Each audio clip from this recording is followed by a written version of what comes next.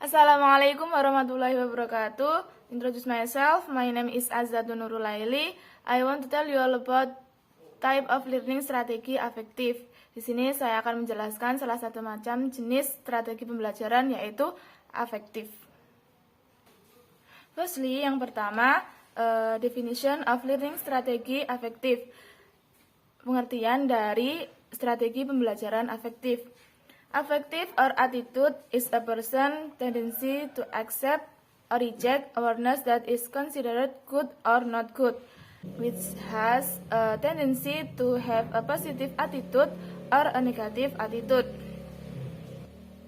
Jadi pengertian strategi pembelajaran afektif, yang pertama adalah afektif sendiri atau sikap itu merupakan kecenderungan seseorang untuk menerima atau menolak kesadaran yang dianggap baik atau tidak baik, yang memiliki kecenderungan sikap positif maupun sikap negatif.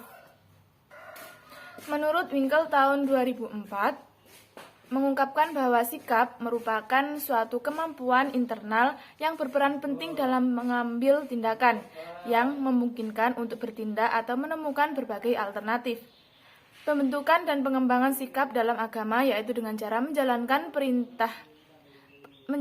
perintah Tuhan dan menjauhi larangannya, yang merupakan bentuk kerohanian, memilih mana yang baik dan mana yang buruk sesuai dengan nilai-nilai agama yang berlaku demi mencapai tujuan afektif dan dapat diterapkan dalam kehidupan sehari-hari. Strategi pembelajaran afektif memang berbeda dengan strategi pembelajaran kognitif dan keterampilan.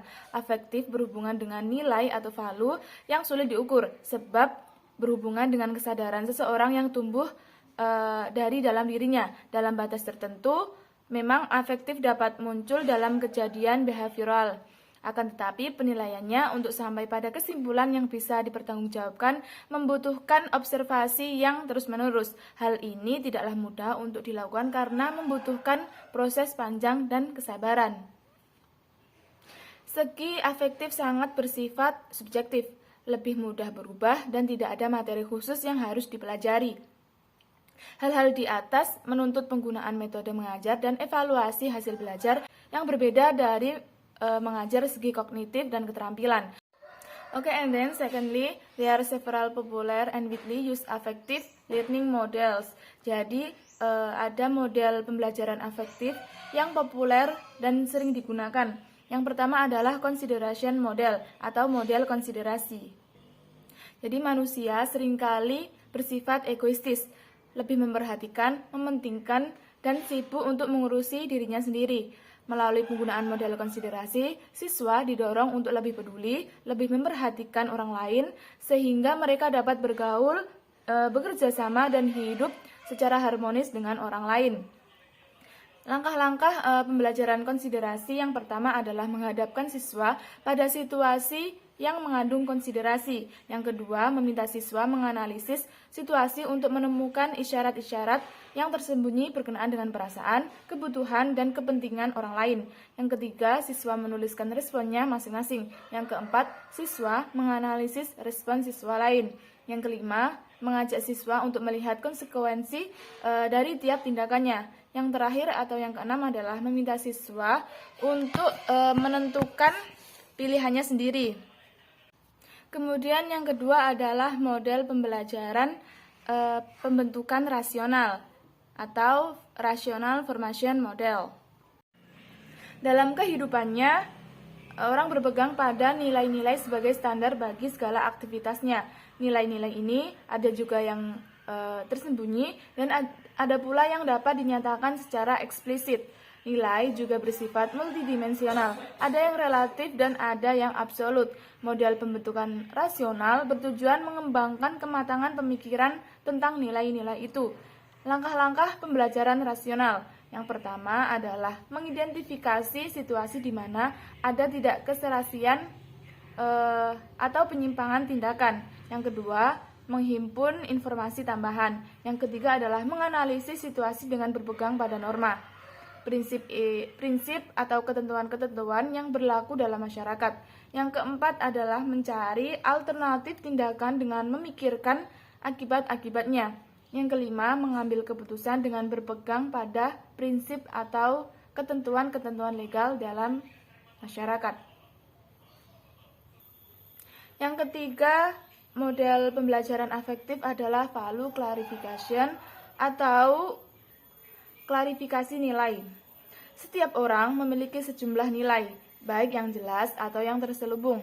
Disadari atau tidak, klarifikasi nilai merupakan pendekatan mengajar dengan menggunakan pertanyaan atau proses menilai dan membantu siswa menguasai keterampilan menilai dalam bidang kehidupan yang kaya nilai.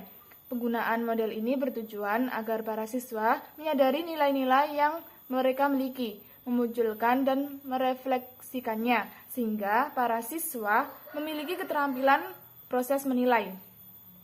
Langkah-langkah pembelajaran klarifikasi nilai yang pertama adalah pemilihan. Para siswa mengadakan pemilihan tindakan secara bebas dari sejumlah alternatif tindakan mempertimbangkan kebaikan dan akibat-akibatnya. Yang kedua, menghargai pemilihan. Siswa menghargai pilihannya serta memperkuat atau mempertegas pilihannya. Yang ketiga, berbuat. Jadi siswa melakukan perbuatan yang berkaitan dengan pilihannya.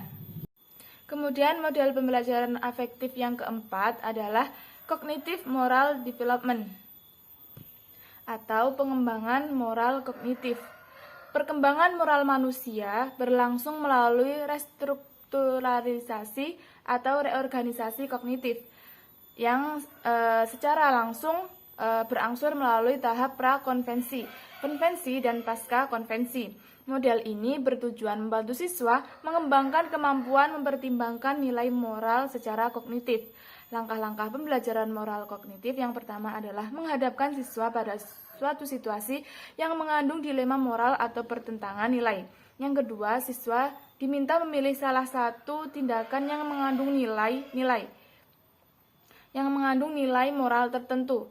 Yang ketiga, siswa diminta mendiskusikan atau menganalisis kebaikan dan kejelekannya. Yang keempat adalah siswa didorong untuk mencari tindakan-tindakan yang lebih baik. Yang kelima adalah siswa menerapkan tindakan dalam segi lain. Model pembelajaran yang kelima atau yang terakhir dalam pembelajaran afektif adalah non-directive model atau model non-direktif. Para siswa memiliki potensi dan kemampuan untuk berkembang sendiri, perkembangan pribadi yang utuh berlangsung dalam suasana permisif dan kondusif. Jadi, guru hendaknya menghargai potensi dan kemampuan siswa dan berperan sebagai fasilitator atau konselor dapat pengembangan kepribadian siswa. Penggunaan model ini bertujuan untuk membantu siswa mengaktualisasikan dirinya sendiri. Jadi langkah-langkah dalam pembelajaran non-direktif yang pertama adalah menciptakan sesuatu yang permisif melalui ekspresi bebas. Yang kedua, mengungkapkan siswa mengemukakan perasaan. Kemudian pemikiran dan masalah-masalah yang dihadapinya. Jadi guru menerima dan memberikan klarifikasi. Kemudian yang ketiga adalah mengembangkan pemahaman siswa. Kemudian siswa mendiskusikan masalah dan guru memberikan dorongan. Yang keempat adalah perencanaan dan penentuan keputusan. Siswa merencanakan dan menentukan keputusan, kemudian guru yang memberikan klarifikasi. Kemudian yang kelima adalah integrasi. Siswa memperoleh pemahaman lebih luas dan mengembangkan kegiatan-kegiatan yang positif. Kemudian yang terakhir adalah the implementation of affective learning in the teaching and learning process. Jadi implementasi dari strategi pembelajaran afektif dalam proses belajar mengajar, yaitu sebagai berikut.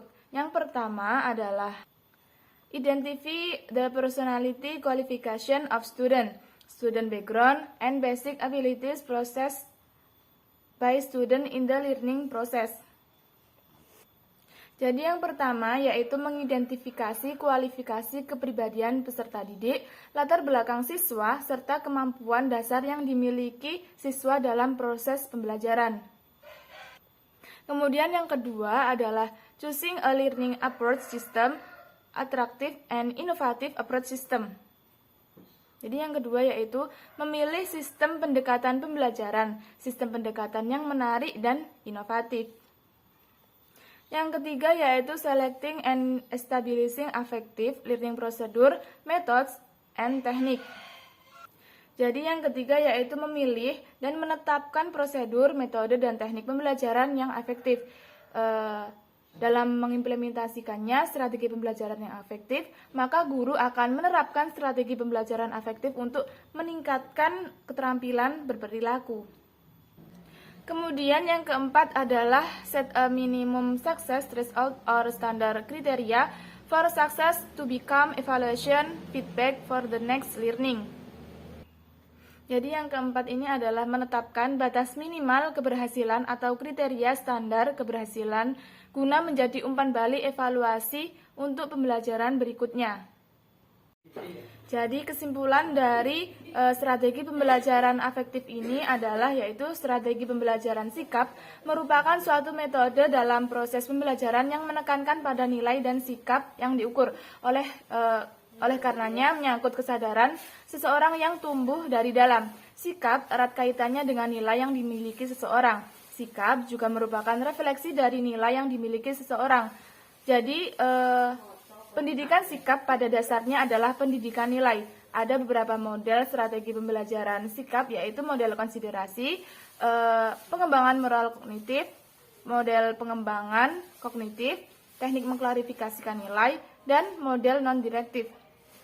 Jadi tujuan dari pembentukan sikap atau afektif siswa tidak kalah pentingnya yaitu mengembangkan sikap agar anak-anak berperilaku sesuai dengan norma-norma yang berlaku di masyarakat yang memiliki ciri-ciri afektif sebagai sikap, minat, nilai, moral, dan konsep diri.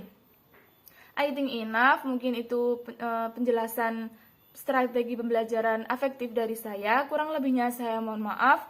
Wassalamualaikum warahmatullahi wabarakatuh.